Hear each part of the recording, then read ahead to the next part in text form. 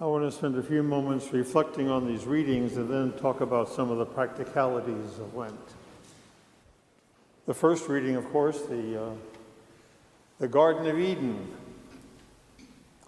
When I was a teenager, I learned a misogynistic folk tune that went, "There's old Adam holding the sack, wished he had his old rib back."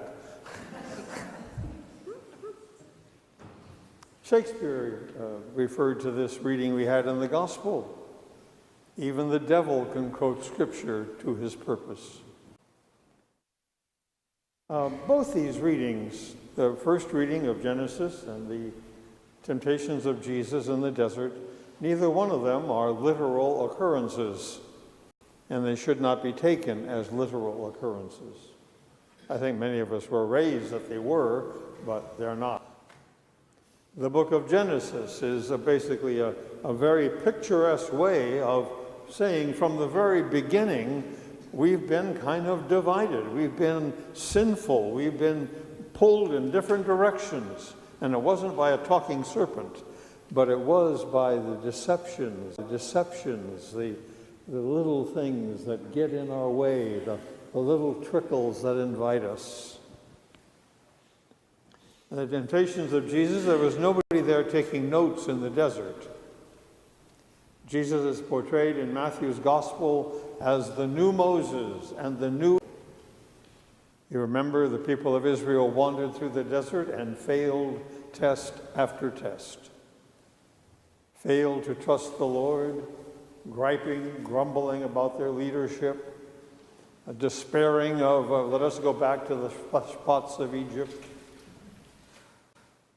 And the very temptations that were put before Jesus were the temptations that the people of Israel failed during their sojourn in the desert.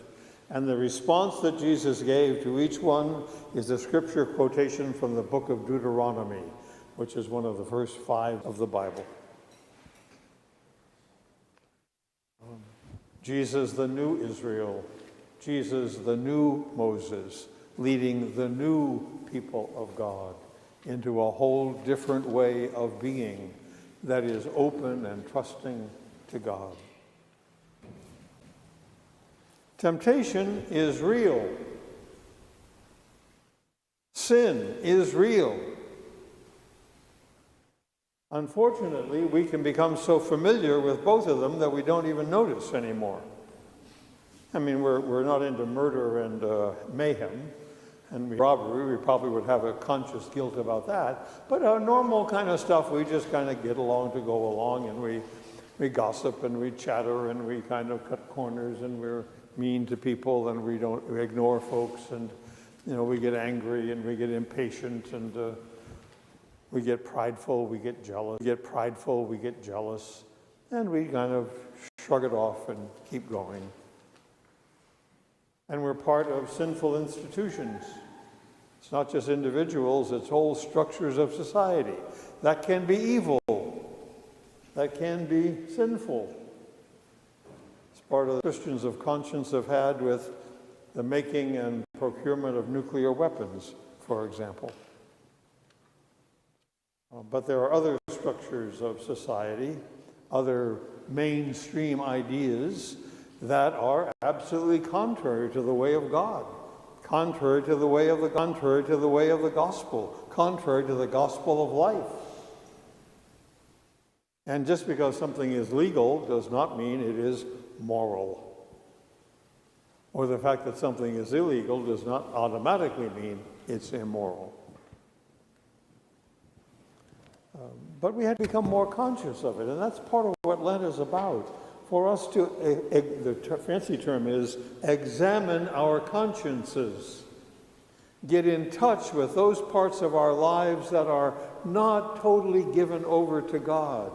Get in touch with those parts of our lives where selfishness abides. Get in touch with those parts of our hearts that are not really free, that are imprisoned by some kind of habit that is not good, that is not healthy, that does not lead us to freedom to serve the Lord and to serve one another.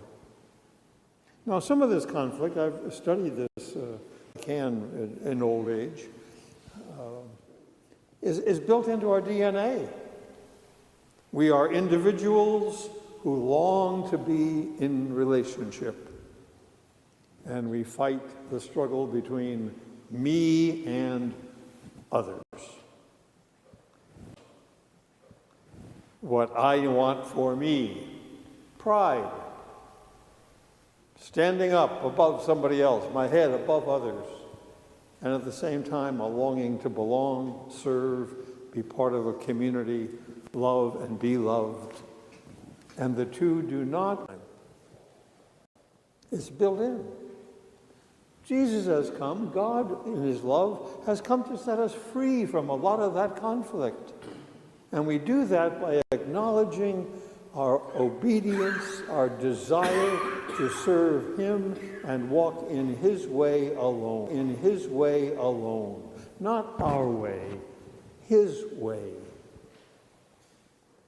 Now, the final remark I want to make about this is we cannot do it by willpower alone. We cannot do it by nice, firm resolution alone.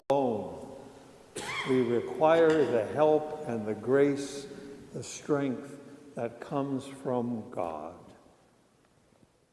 It comes from the gift of God that we receive when we open our hearts in prayer, when we reach out in service to one another through almsgiving, whether it's money or, more importantly, often time and energy and presence.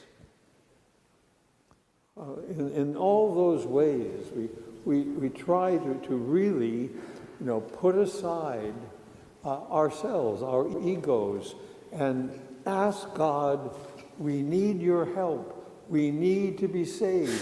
We need redemption. We are not able to stand on our own feet and say, thank you for not making me like the rest of men. When Pope Francis was first introduced, his first press conference or first public gathering, they said, well, tell us about yourself. Who are you? And his first response was, well, first of all, I'm a sinner. That's right, for all of us. So in Lent, we want to be more reflective. The great practices of Lent: almsgiving, prayer, fasting. Almsgiving, basically, I mentioned that, service to our sisters and brothers in a variety of ways. Something that costs us something, not leftovers, something that costs us something. Some of our energy, some of our time, some of the money we have other uses for. Prayer, that we put aside time for prayer. And we try to provide opportunities to help you do that in this parish. On Tuesday with Father Lee, scripture reflection on the 5-week program we're giving on meditation and how to meditate daily. And that's on Wednesday nights, all in the Gibson Center. We want to help you find time and make time and know what to do with time for the Lord in prayer. Ask his strength that we may become ever more his disciples, ever more free. And fasting. Now, as a child, of course, you gave up bubble gum and chocolate, maybe movies.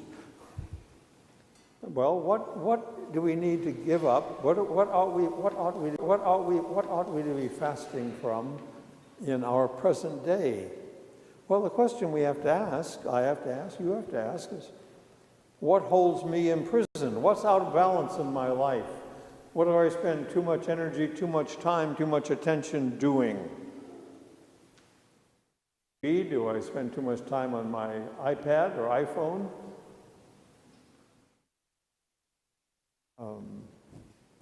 Do I basically sleep enough or too much? Do I work too much? Do I speed too much?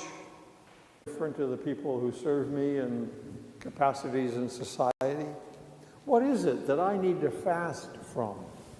What is it that holds me? What is it that is out of balance? I doubt if it's chocolate. Finally, Finally, decide what you are going to do to be open to help and ask the Lord's help during this season of Lent. Decide it by tomorrow night. It may not be the most perfect thing that you want to write up for the ages, but whatever it is, tomorrow night. Otherwise, we'll be talking the same talk on Holy Saturday night, as I have done a couple of times. So you make up your mind. You give it some time. You say, I'm going to do this, this, and this in order to be more open and ask the Lord to be with me, ask the Lord to be with me, to be reconciled, to be healed, to be redeemed again in this great season of penitence.